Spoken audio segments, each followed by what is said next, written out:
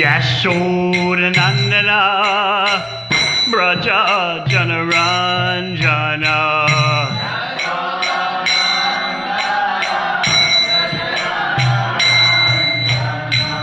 Yashodanandana Braja Janaranjana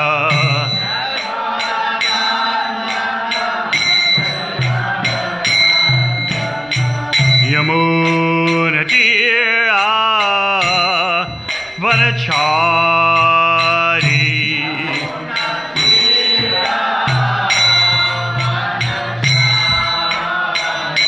Yamuna Tira Vanachari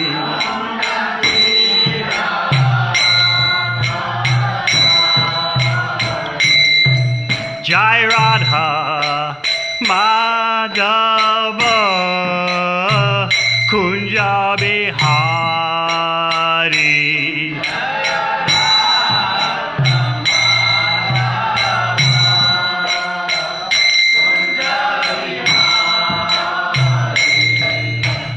Gopi Janna Ballabha Giridvaradhari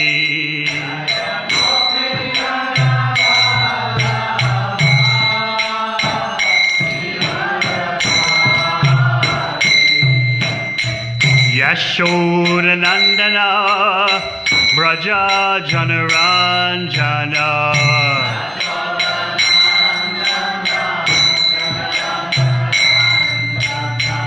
Yamuna Tira Vanachari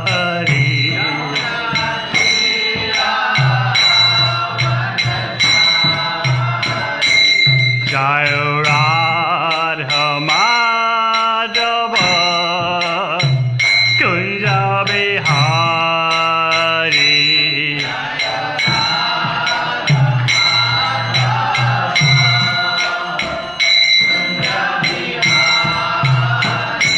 Hare Krishna Krishna Krishna Hare Hare Hare Rama Rama Rama Hare Hare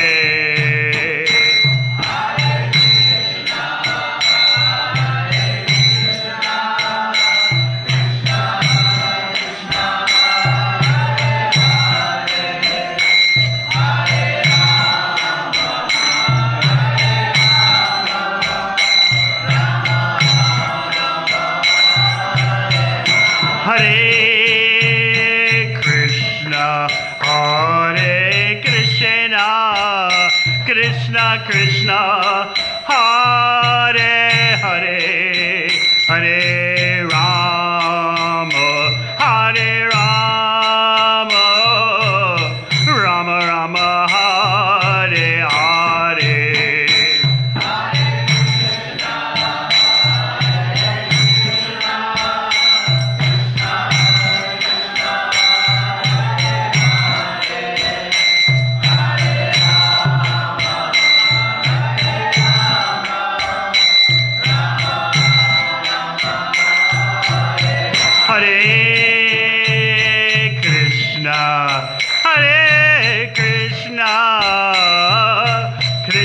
Krishna Hare Hare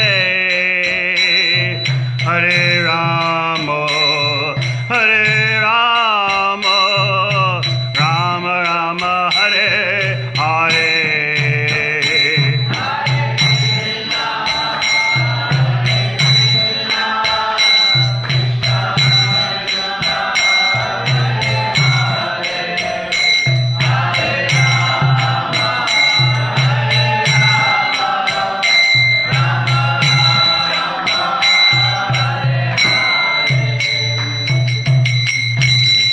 Jai Shivam Sabaraj Kristo Desata Sisi Marisi Bhakti Vedanta Swami Maharaja Srila Prabhupad ki Jai Om Vishwabham Zabrada Jagacharya Astatara Satasi Simad Bhakti Siddhanta Sarasi Thakur Prabhupad ki Go pray Manani.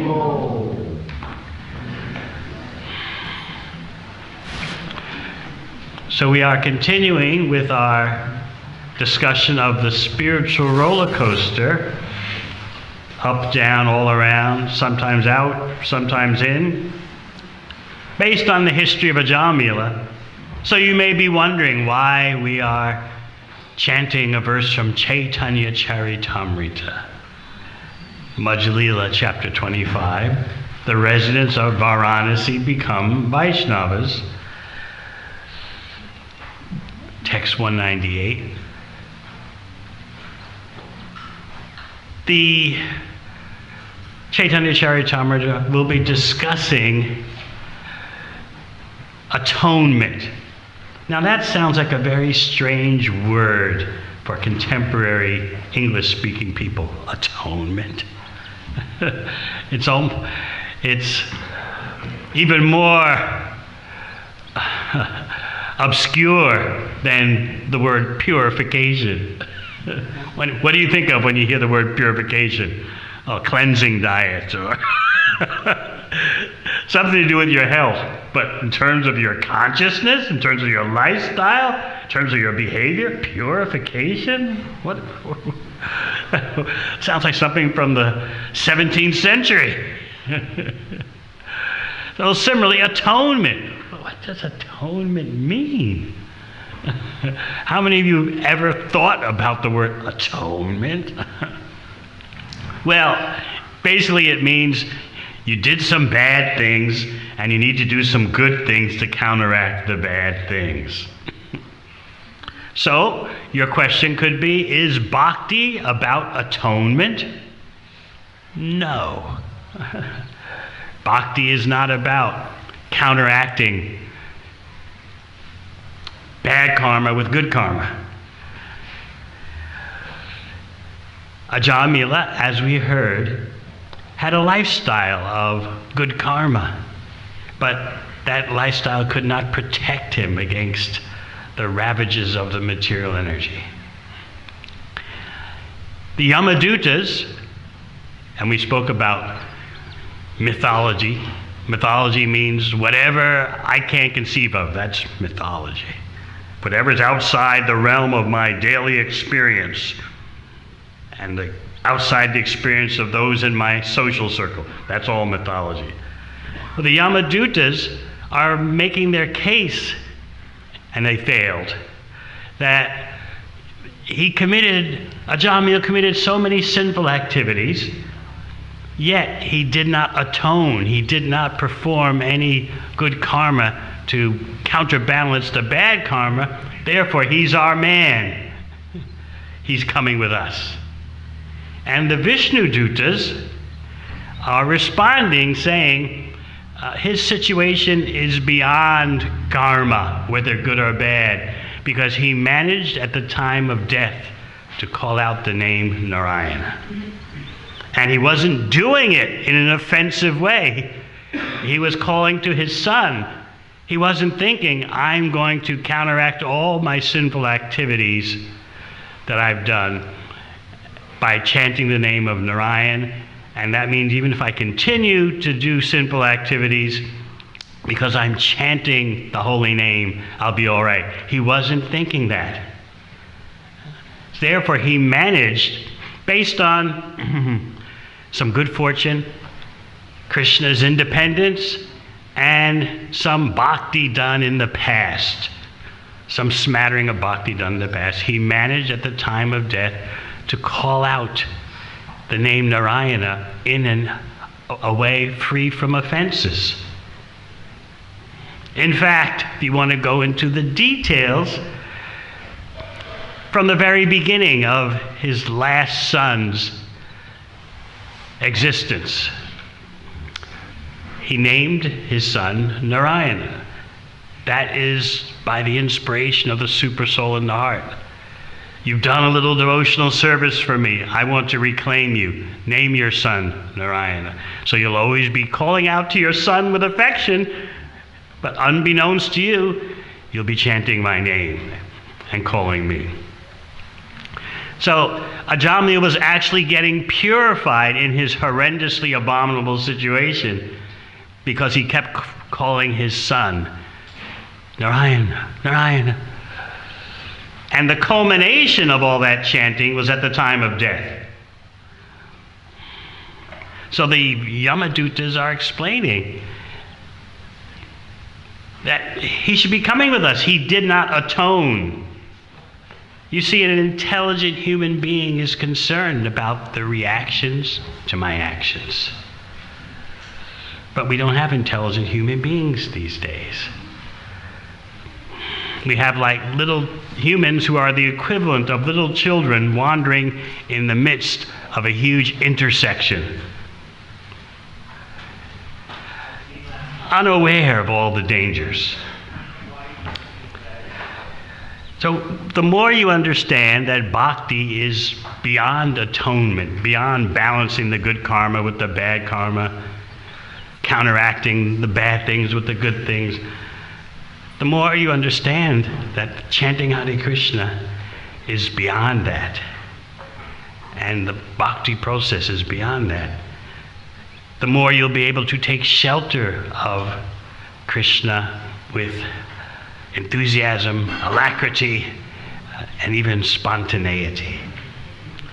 So we're going to go to Caitanya Caritamrita because in this history of Subhuti Roy, you're going to see a problem, something evidently a problem caused by karmic affairs. And Chaitanya Mahaprabhu will clarify the situation.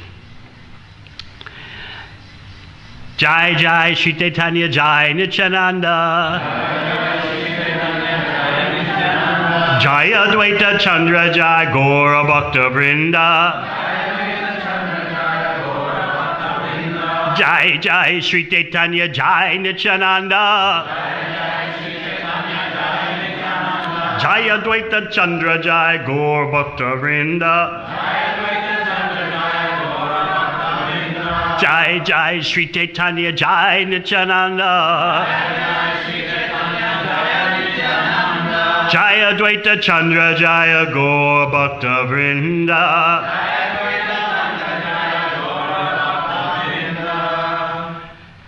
So this verse is in Bengali, so if you don't feel you must chant it. It's not the same as Sanskrit in terms of pronunciation, but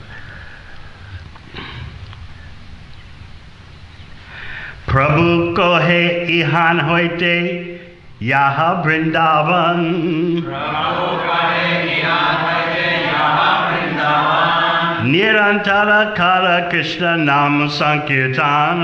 Nirantara kara Krishna nam sankirtan. Prabhu ko hai ihan hoite yaha Vrindavan.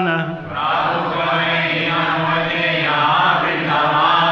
Nirantara kara Krishna nama sankirtana. Nirantara kara Krishna nama sankirtana. Prabhu ko hai ihan hoite yaha Vrindavana. Prabhu ko hai ihan hoite yaha Vrindavan. Nirantara kara Krishna nama sankirtana. Nirantara kara Krishna nama sankirtana. Prabhu ko hai, the Lord advised. Ihan hoite, from this place. Yaha Vrindavan, go to Vrindavan. Nirantara, incessantly. Gota, perform. Krishna Nama Sankirtan, chanting of the holy name of Krishna. So before we read the translation and purport, let's give you some context. As we said, this is an incident involving Subhuti Roy. And this is occurring during the time of Sri Caitanya Mahaprabhu. Subhuti Roy was a very wealthy landowner, and he had a servant, a Muslim servant, and the servant assisted him, and sometimes Subhuti Roy would correct his servant, chastise him, even evidently one time giving him some lashes on his back with a whip. As the way the material world works, what is up goes down, what is down goes up. Somehow or other, that servant, that Muslim servant, became a powerful ruler during the time when the Muslims were dominating parts of India. And so that servant became a ruler, and he married. And one day his wife saw marks on his back indicating that he had been whipped. So she said, "Well, who's done this to you?" And so the former servant, now a ruler, this is the roller coaster ride of material existence.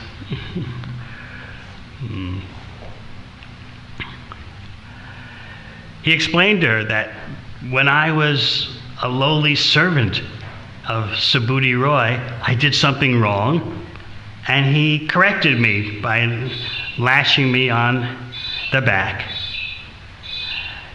And the wife immediately responded, "I want him killed."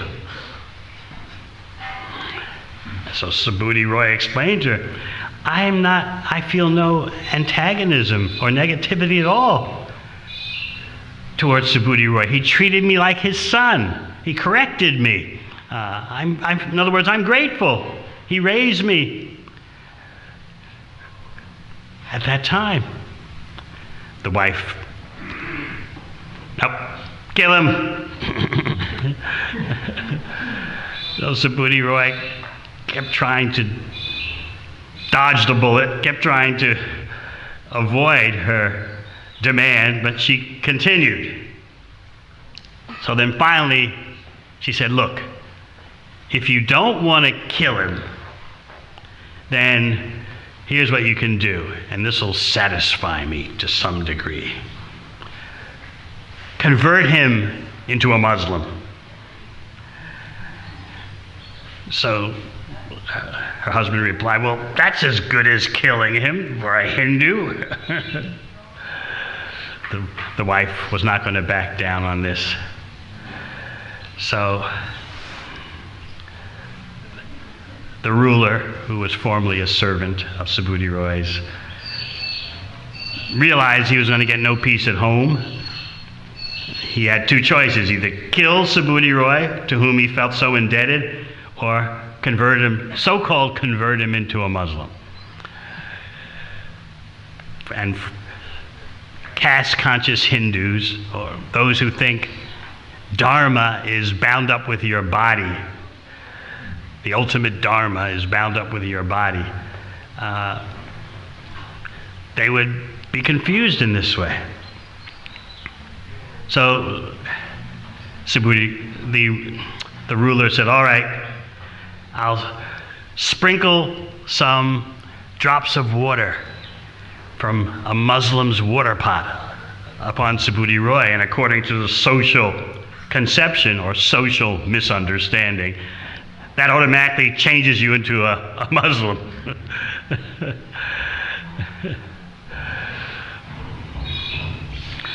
People's understanding of what is Dharma, what is religion, what is spirituality is so superficial.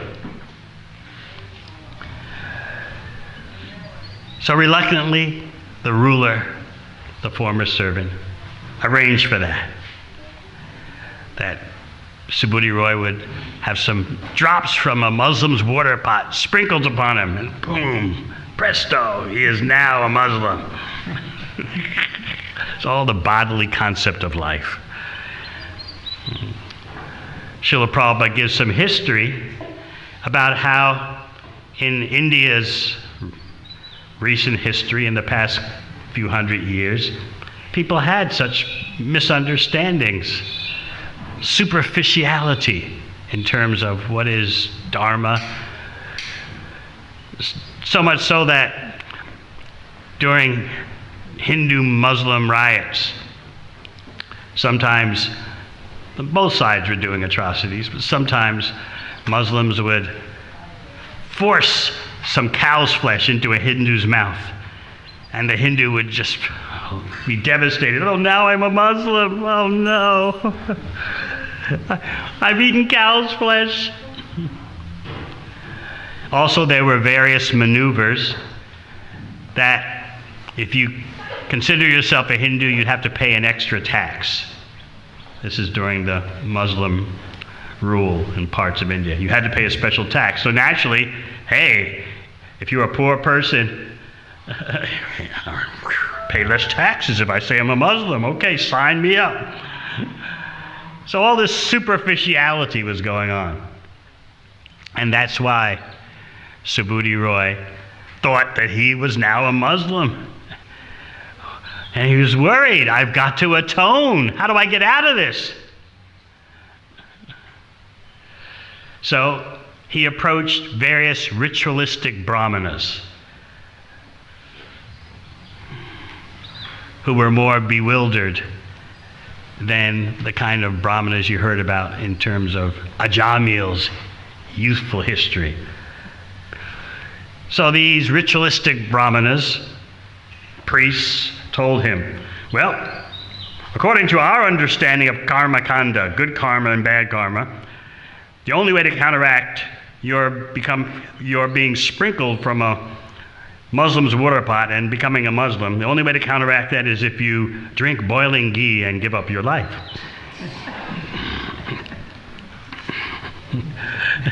It's the only way. So Subhuti Roy, knowing that these ritualistic brahmanas, like astrologers, like doctors, like lawyers, they all have different opinions. So he went to other ritualistic brahmanas and said, well, what do I do? This one says, drink boiling ghee, give up my life. But those brahmanas said, no, you don't have to do that. So there was confusion.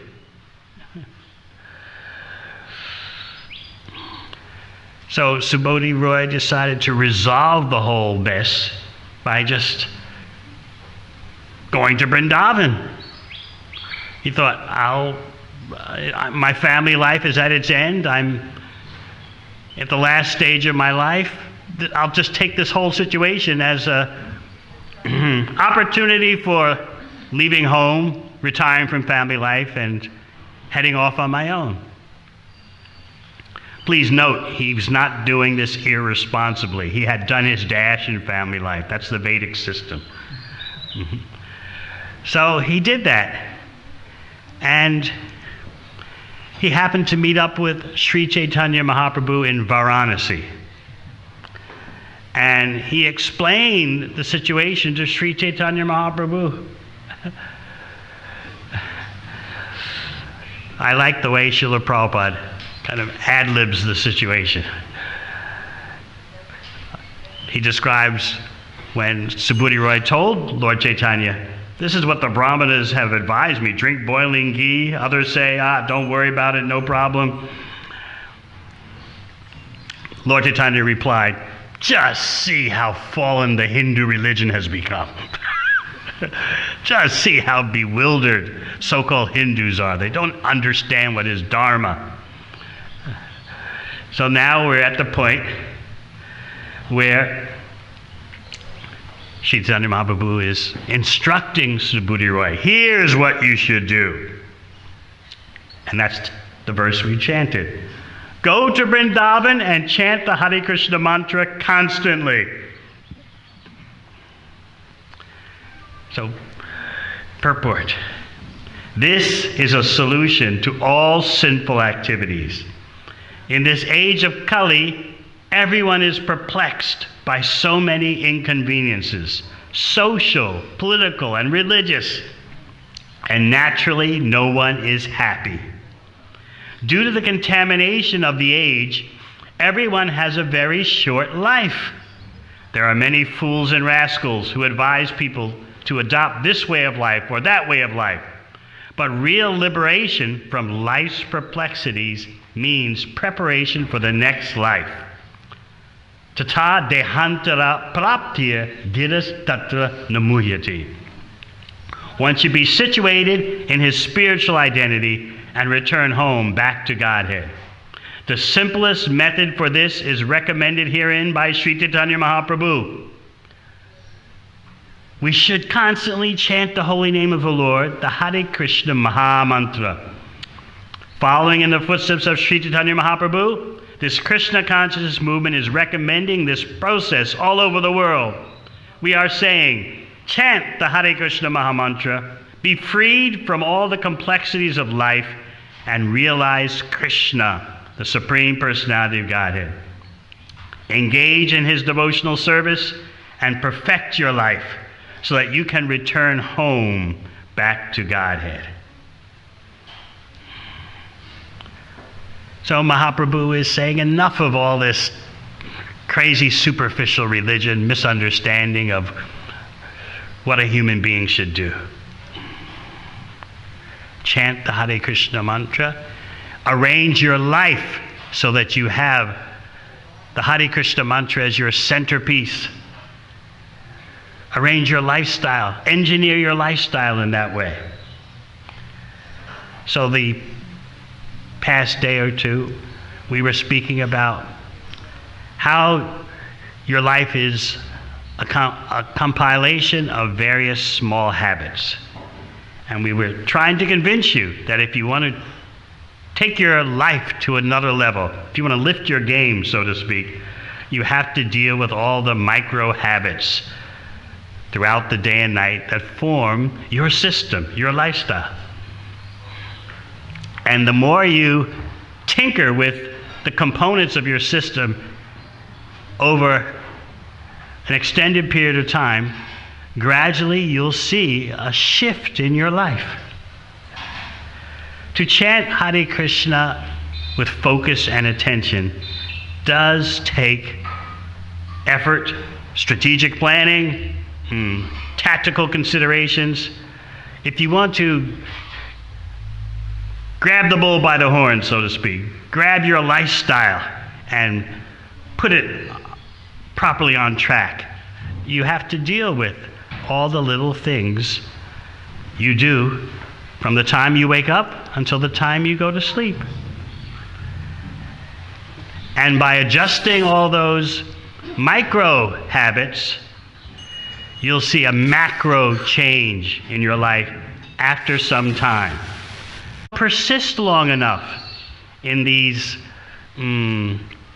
micro habit overhauls. We think, oh, it's just a little thing. What's the big deal? And that's a little thing. What's the big deal? But I do want to be more Krishna conscious. Isn't that the main thing? We talked about this, remember? I heard the Bhagavatam class the other day. I'm fired up now. I'm gonna be different.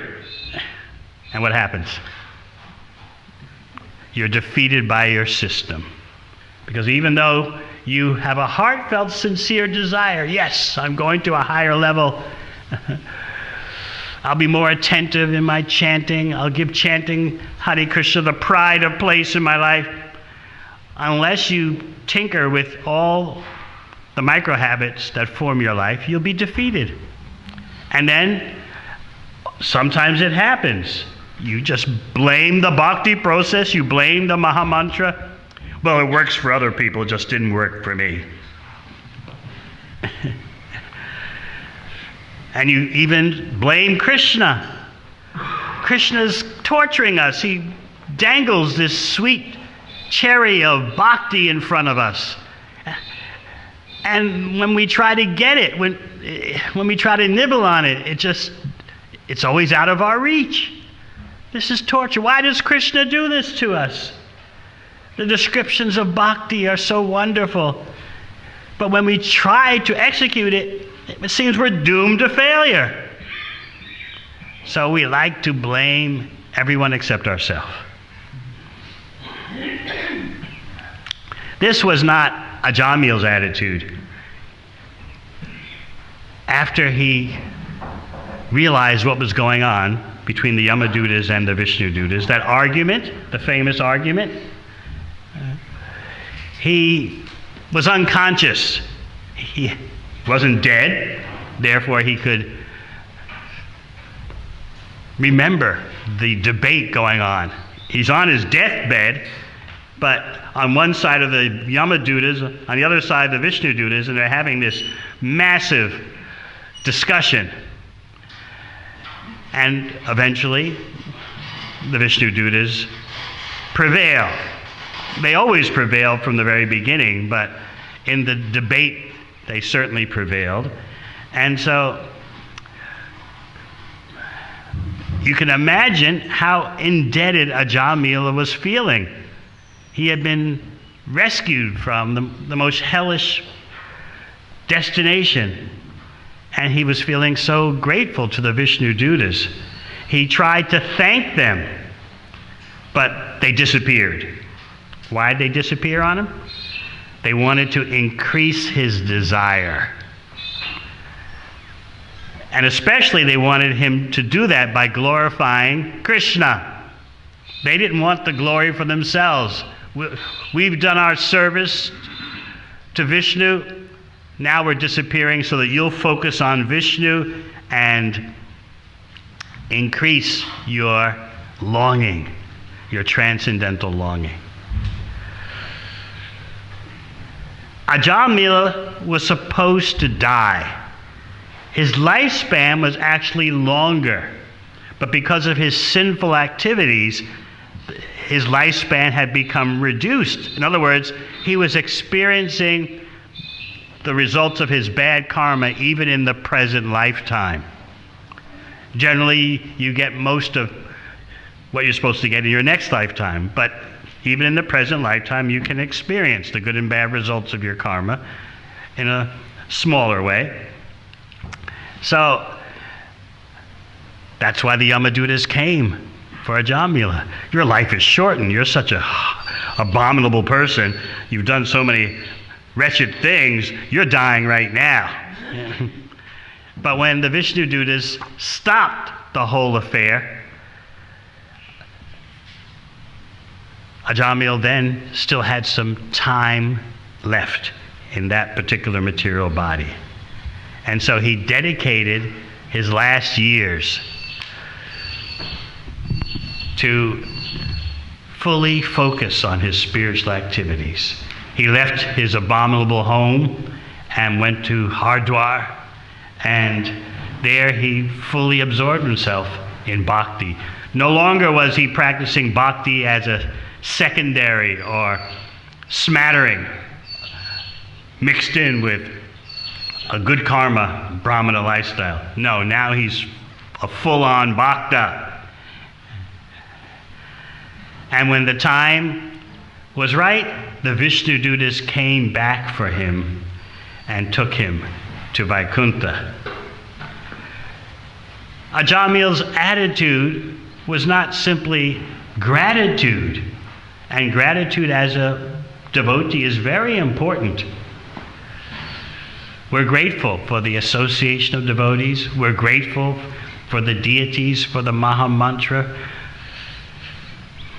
Every day we should meditate on how many things we have that we should be grateful for in bhakti. But he's also lamenting, and that may be difficult to understand. Maybe not as difficult to understand as trying to get your head around atonement. The attitude these days about what you've done in your life, your actions is, well, that's my business. I'm just, I was just trying to express myself, trying to have some good times, trying to realize my potential, trying to find my own meaning. And isn't that the way it is? If I did some mistakes, which are inevitable. To err is to be human. If I did some mistakes, well, what's my atonement? I forgive myself. Right? I'm a self-forgiving and self-affirming mechanism. A flesh-covered, self-affirming, self-forgiving mechanism. Why do I have to respond to some external system of what is good and what is bad? I'm me, trying to find my own meaning. Maybe there's no meaning in life. Meaning is whatever I say it is. Or maybe just the meaning of life is that you're not dead yet. One famous person said like that. You want to know the meaning of life? The meaning of life is you're not dead yet. Brilliant. Deep philosophy. Ajamila is feeling regret. And that regret is a very important part of bhakti. It's very essential for pure bhakti. And he starts going over his life with such remorse. Oh, I destroyed my beautiful Brahmana wife. I committed so many crimes. I lived in such an abominable household. This kind of regret is necessary. It's part of the emotional necessity. It's an emotional necessity of bhakti that you remember the atrocious things you did, and then you're grateful that I'm not that anymore. And I'm grateful for the opportunity I have to engage in Krishna's service and increase my consciousness of Krishna's name, form, qualities, and pastimes. You see, bhakti is not simply about cleansing your karmic reactions. No. It's much more than that. It's about reviving your consciousness of pure love. So Ajamil, in expressing that pure love,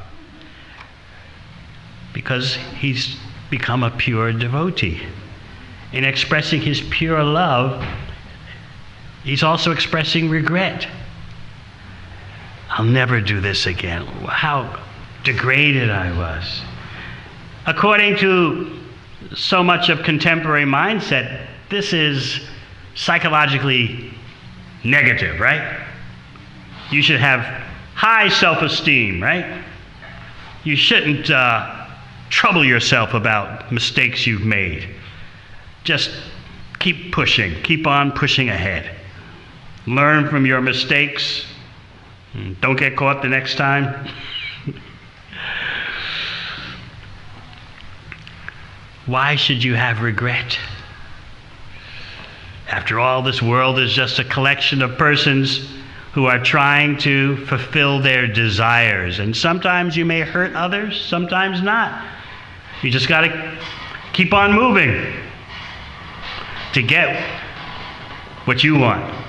And what are you?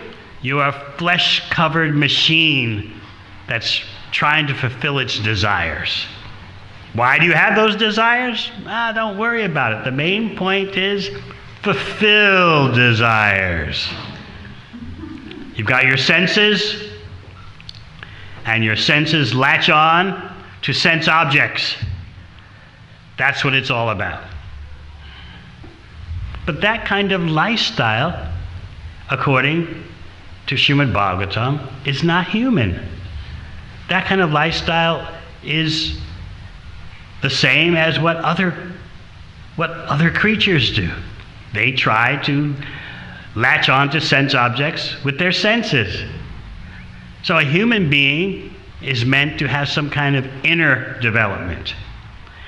Inner development means what is beyond just the senses latching on to the material sense objects.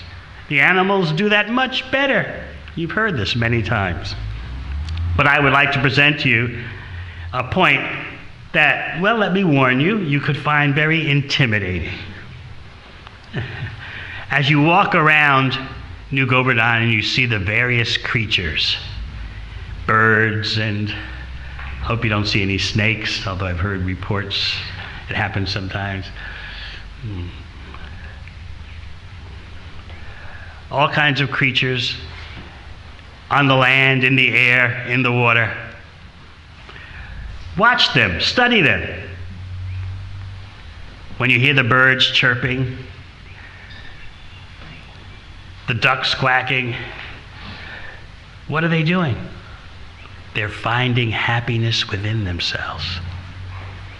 Did you ever think about that? No, they're just critters who are just making noise. No, they're in relation to some sense object. Their senses are in relation to some sense object, and in their crude way, very dull and unconscious way, they're trying to fulfill themselves. So this knowledge should make you think that there's no difference between such creatures and human beings when the human beings are simply dedicated to their senses hooking up with the sense objects. If that is the definition of a human's finding happiness within herself or himself, then you have a great problem. What the human being can do is find happiness. They can find happiness within themselves by understanding their identity beyond the body and mind. But unfortunately, what you see today is a systematic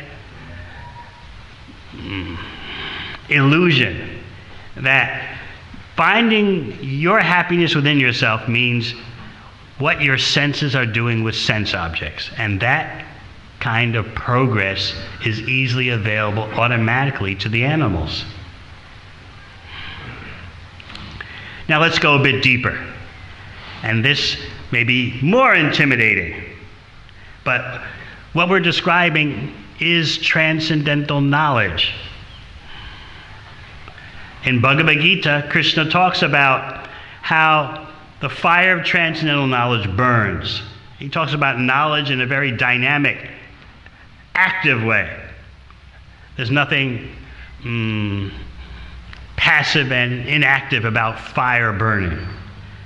Krishna also talks about the boat of transcendental knowledge that can ferry you from one side to the other, over the ocean of material suffering.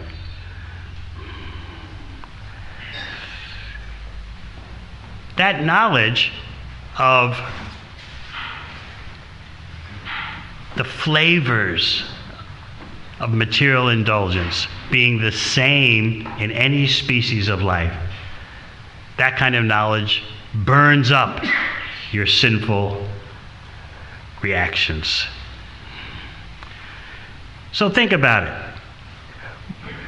We're not talking about the human being's higher capacity for understanding, I'm not this body, I'm different from the mind, I'm different from matter. We're talking about what is considered normal human life these days.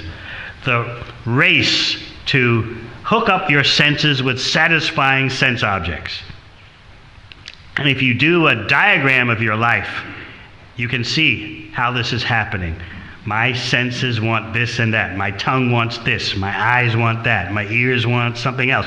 My skin wants something else. And of course, the sixth sense for a human being is the mind. The mind conjures up plans for sense indulgence. The mind anticipates, oh, it's going to be so good, yeah. I can just see it now. I can just feel it now. That's the mind acting as a sixth sense. So when you use your mind in that way, you're denying your full human potential.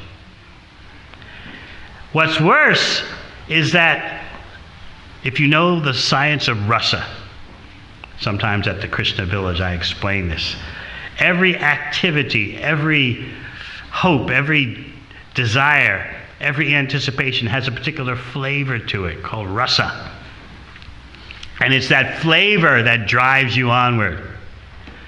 You don't want, for example, the money in of itself. You want the flavor that possessing the money gives to you. A feeling of power, a feeling of safety, a feeling of prestige. Everything involves a flavor. You want to be with another person. It's not that actually you want that person.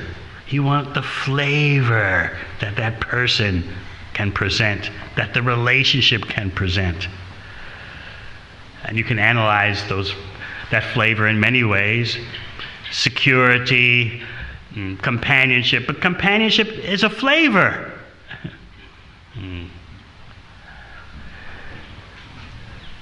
Sensuality is a particular flavor. So this understanding of the science of rasa can free you from your self-imposed delusions. Well, I'm really just wanting this, and I'm really just wanting that. No, look at the particular flavor that your acquisition presents, that your acquisition carries to you. That's what you want. So much of so-called human life today is all about the senses being satisfied, being fulfilled. Often people say, well, didn't God give us this body to enjoy? So what should your response be?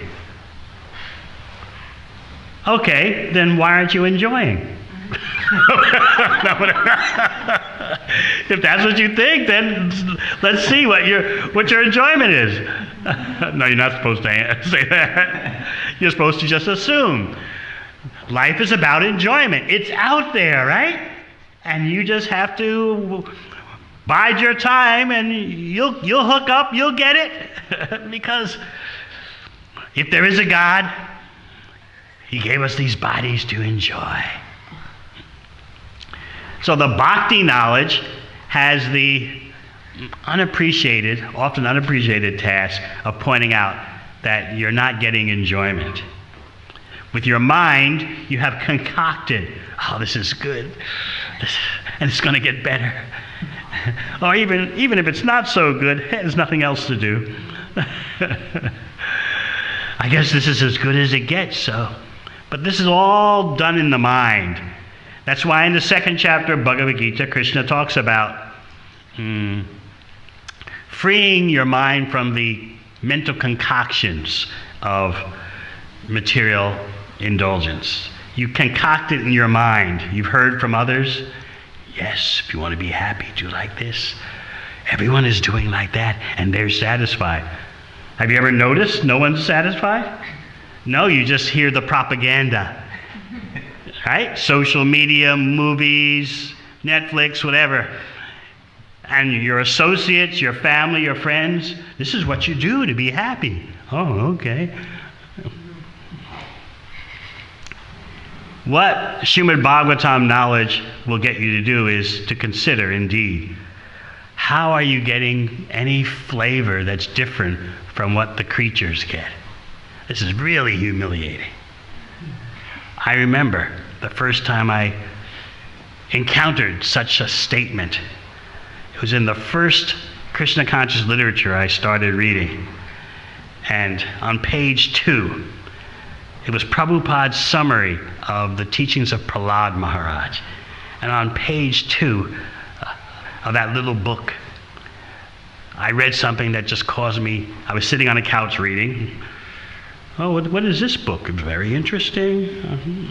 I purchased it. Now let me see what it's all about. Page 1, okay. Someone named Prahlada Maharaj. I don't know how to pronounce his name. What's he saying? Page 2. What is that? The taste of sensuality is the same no matter what species of life you're in. So why should you work so hard and struggle so much to get the same flavor that the cats and dogs are getting for free? I collapsed on the couch.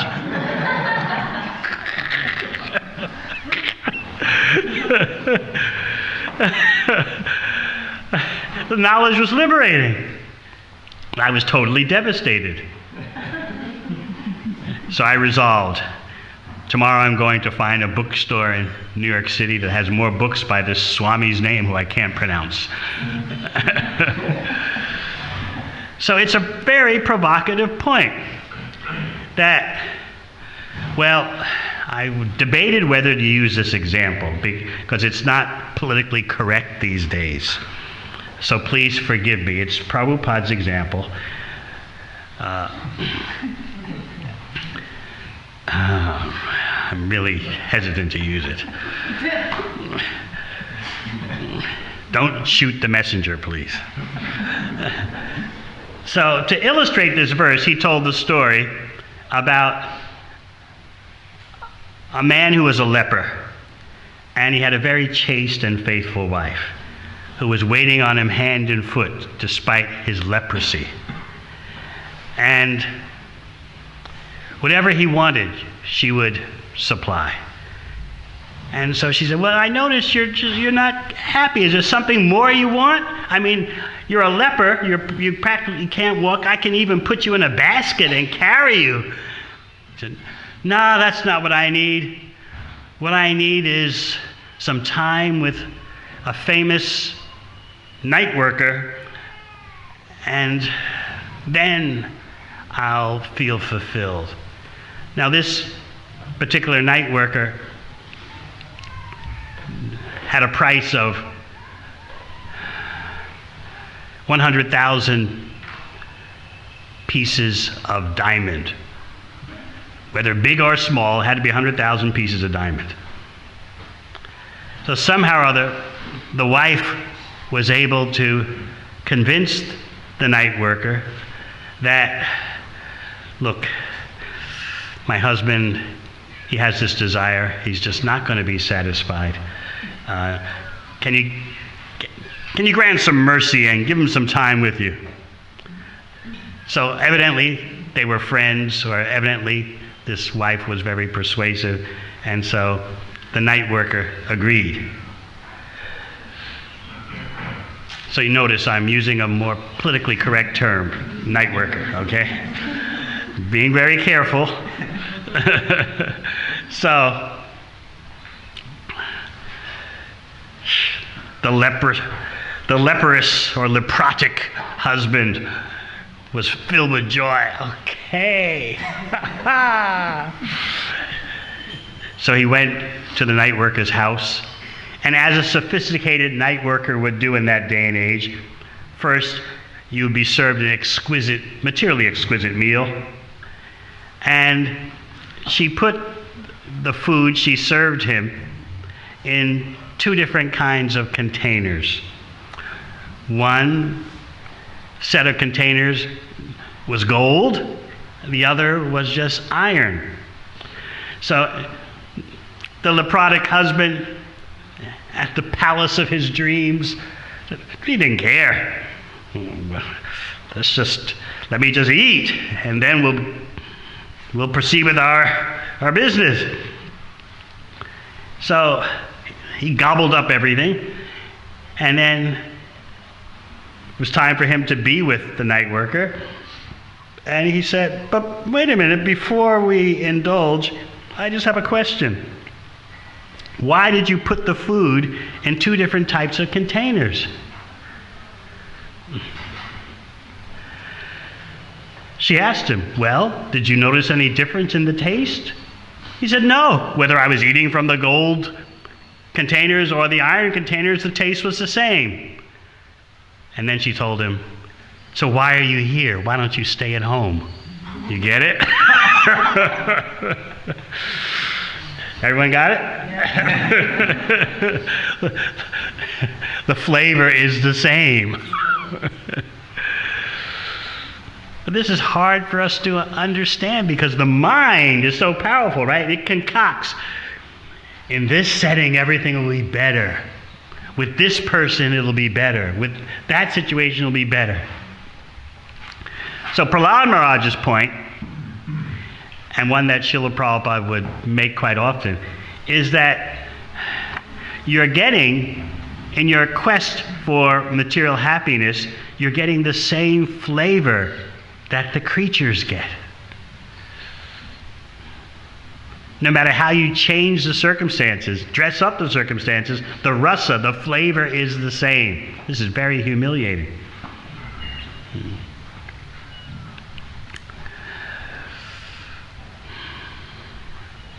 This kind of knowledge is truly liberating.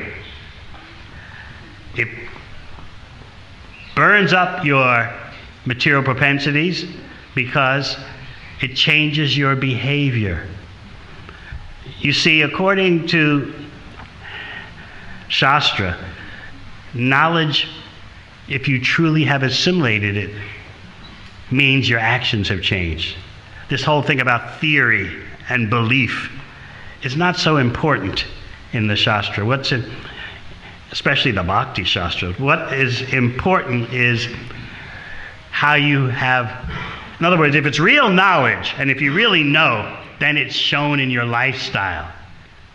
Whereas the age of Kali version, the age of darkness version is that, yeah, I know, but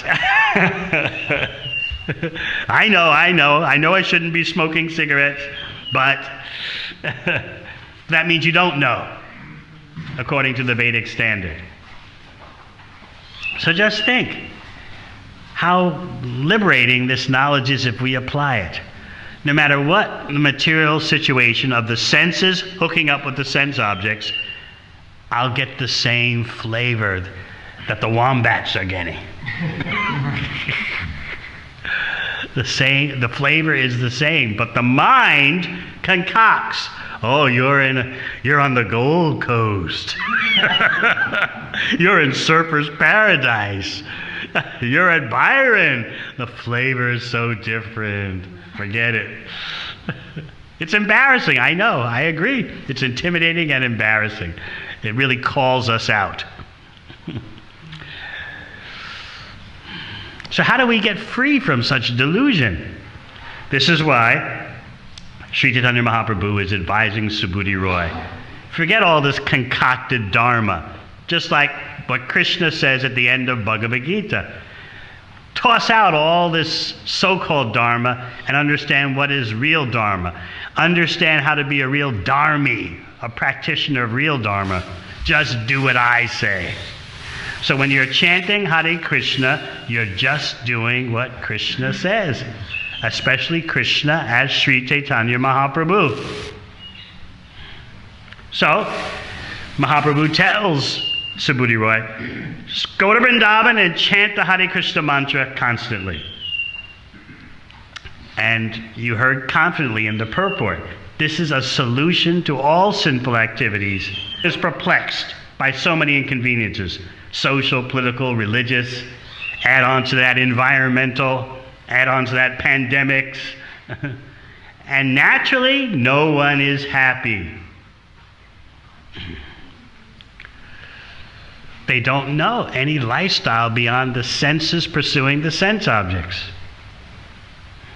So remember we talked yesterday about how everyone wants their life to be one of realizing your potential, and then you think you'll die in peace. No. You have a wretched passage from this body to the next because naturally you'll be so attached to this body. Decades of material activities produce such ferocious attachment. You don't want to give up your body. It's all you know. You're not sure about if there's anything beyond the body. And if there is something beyond the body, what would your destination be? You don't want to think about that.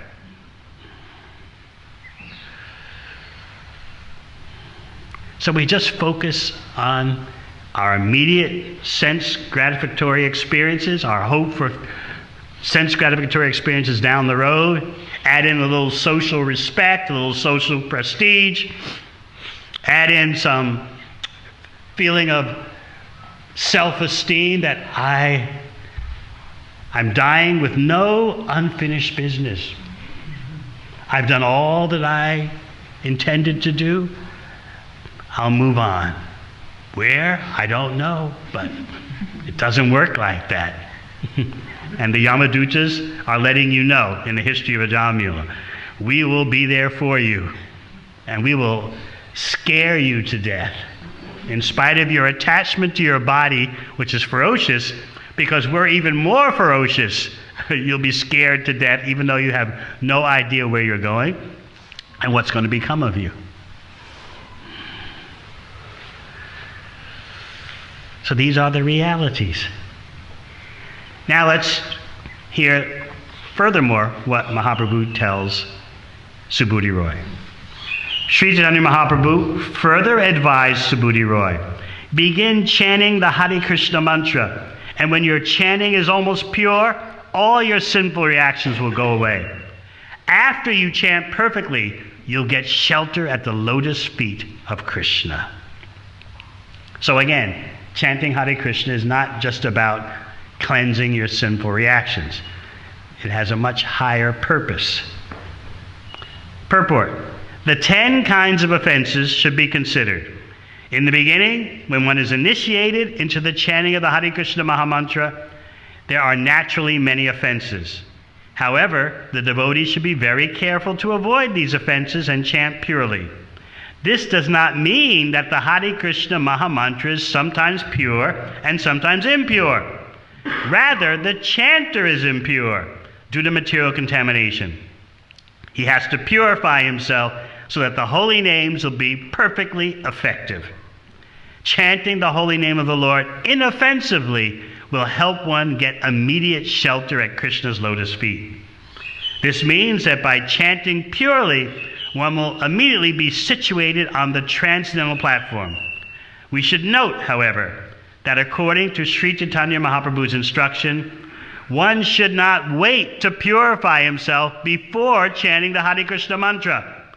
Whatever our condition may be, we should begin chanting immediately. Haribol! By the power of the Hare Krishna mantra, we will gradually be relieved from all material contamination and will get shelter at the lotus feet of Krishna, the ultimate goal of life. So, in the next verse, Lord Chaitanya concludes, when you are situated at the lotus feet of Krishna, no sinful reaction can touch you. This is the best solution to all sinful activity. All right, any questions? Yes.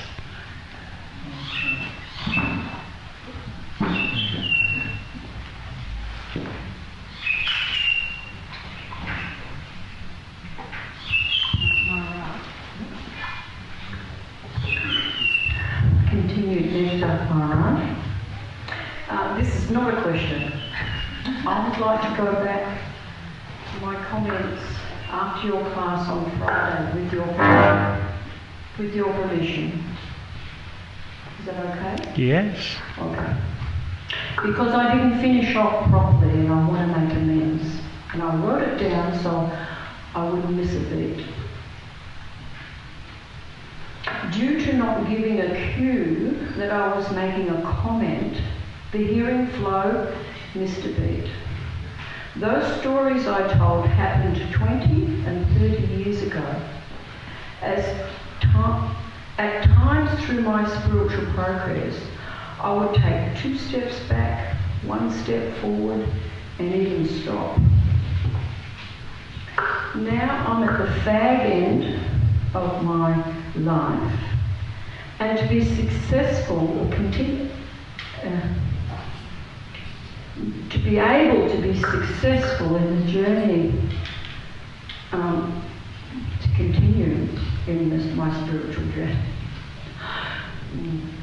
The conclusion is we have to follow Srila Prabhupada's program as he has given it to us, starting with the Maha Mantra. If we follow to the best of our ability with sincerity at heart, we have an opportunity to get out of this material world. That's it. Hare Krishna. Anyone else?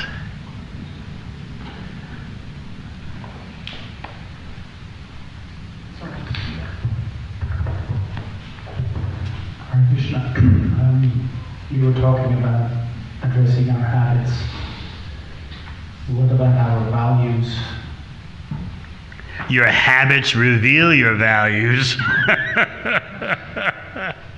This is why I'm speaking about these things, because we have these common fogginesses.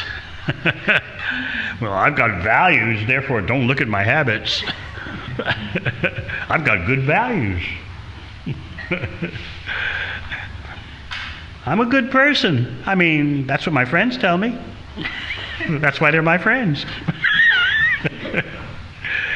No, we want to zero in on what are the true components of your life that add up to make you for what you are. Anything else? Yes. Behind you, Adhikesha. I was hoping Maharaja, wouldn't mind finishing the story of Devamrita, and he's on his deathbed, he's singing down the Buddhas, the Vishnus, and then what? He gets a reprieve. And he, as I described, he leaves home, that abominable home, and goes to a holy place and focuses completely on devotional service. He finishes up his time, and then the Vishnu Dutas come back to get him and take him to Vaikuntha. But the last part of his life is one of full absorption in bhakti. He's not wasting a moment. And I spoke about how he's grateful but also regretful. And regret is an important emotional element of bhakti.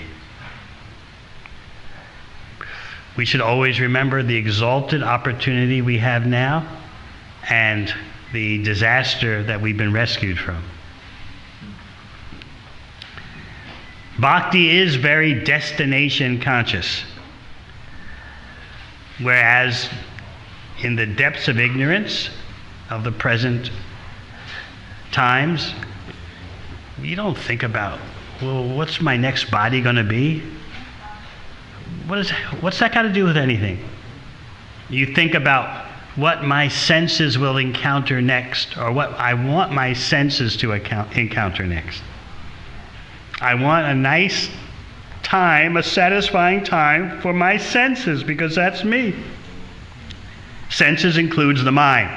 As Krishna says in Bhagavad-Gita, Manashastan Indriyani Prakriti-stani Karshati. We're struggling in the oppressive material atmosphere with our senses, which includes the mind. Now, I meant to ask you, how many of you really feel you're struggling and that life's a struggle? Nah. I mean, you're too young to say that life's a struggle. Come on. I can understand the older persons who raise their hand, but you're in the prime of life. The senses are strong. Everything is fresh, it seems. What's the struggle? So she very humbly says, the mind. But why pay? There's ways to just ignore your mind. You just absorb yourself in this, absorb yourself in that, and hopefully you escape the anxieties of the mind. That's what people do. They're trying to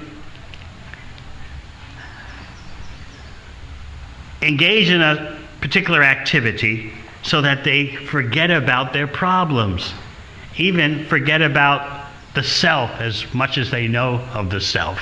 They think they're the body and the mind.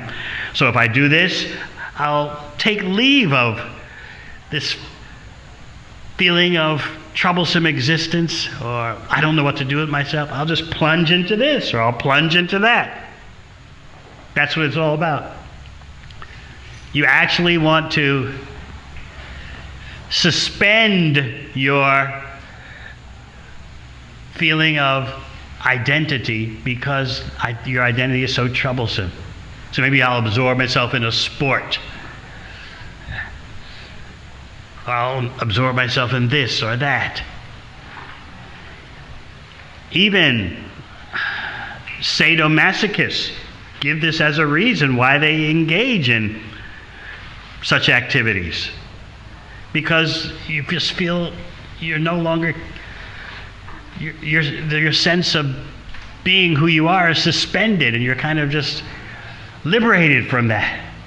It's hard for us to understand, but it's just another way of losing track of yourself and all the problems that yourself brings. So yes, we are struggling, but you realize that more as you get older, as the body starts to break down, but even when you're young, you're struggling. I want this, I want that. Why can't I have this? Why can't that come my way? But we're overwhelmed by this feeling of, if you're healthy as a young person, you're overwhelmed by the feeling of artificial freshness. My body is strong, it's capable, so where's the good stuff? Right? You've got faith in your body when you're young. Yes, I've got vitality. Other persons are getting it, why not me? It's just a matter of time. Your friends tell you, your family tells you, be patient, it'll come your way. Okay. So when you're young, you're hopeful. Yes. Happy days are just around the corner. Happy nights are just around the corner. But as the body ages, you start to understand. I'm like a swimmer dropped in the middle of the Pacific Ocean. And no matter how great a swimmer I am struggling by the very nature of my existential situation. But when you're younger, you're just so blinded by the vitality of your body. Of course, there are many young persons who have severe ailments, but those are flukes, right? You look in the mirror, you see some beauty, some handsomeness, got a bit of muscles, yeah. And you think, I've got options. That's the thing. I've got options. You don't want to be restricted, right, to just one person or one thing. You want options, whether in terms of job, partners, vacation spots, cars, whatever. I want options. And that sense of having options makes you artificially enlivened. So that's one reason. It's not the only reason. It's one reason why you see families falling apart these days. Each spouse feels, well, look, I've got options, right? I don't have to stick around with you.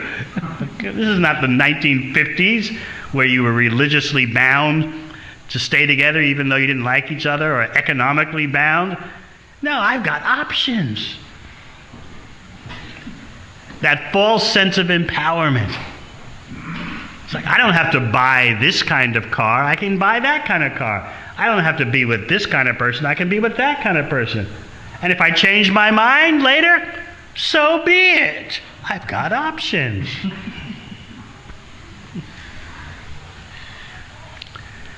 But for all those options, we struggle.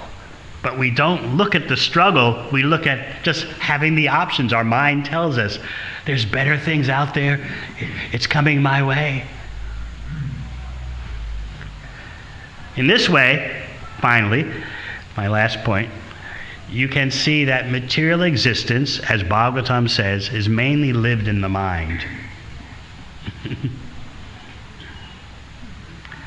So that's why we need to hear Prahlada Maharaja's instructions about the flavor being the same, no matter what body you have. The flavor of the senses interacting with the material sense objects is the same as that politically incorrect example that I gave, told you. Anything else? Everyone's in deep thought today. Yes.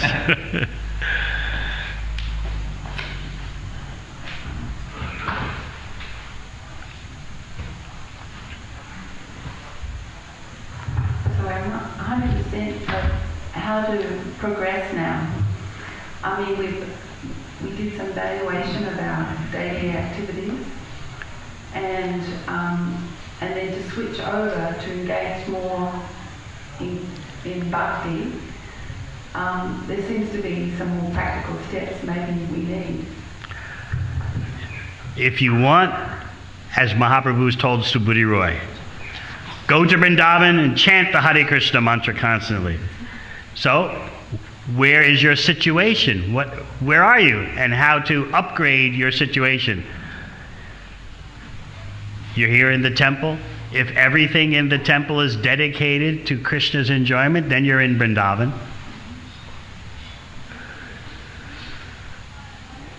How to arrange your lifestyle so that your habits allow better chanting. That's where you're going. How to arrange your house, your abode, so that the distractions are in the background and everything that is meant to inspire you for your bhakti goals is in the foreground. You have to actually arrange your material setting in that way.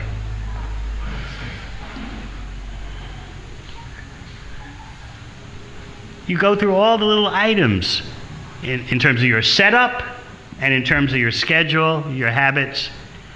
Tinker with them, and then overall, those little micro adjustments will lead to a macro shift.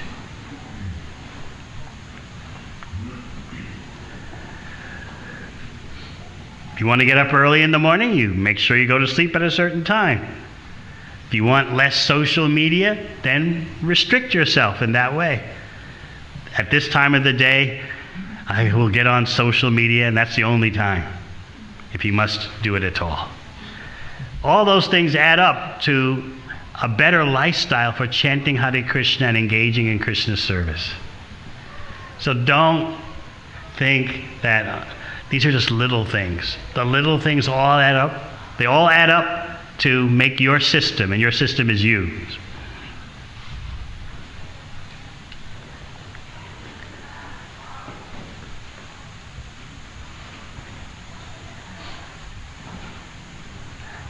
So we hope this history of Ajamila will inspire you to take more shelter of the Hare Krishna mantra and appreciate the association of devotees and understand, remember how ferocious the present times are in terms of provocation, and yet, although the Bhagavatam points that out again and again in the purports, that the provocations today are so much more than what Ajamila went through. But still you can be completely protected by taking shelter of Krishna in the bhakti lifestyle.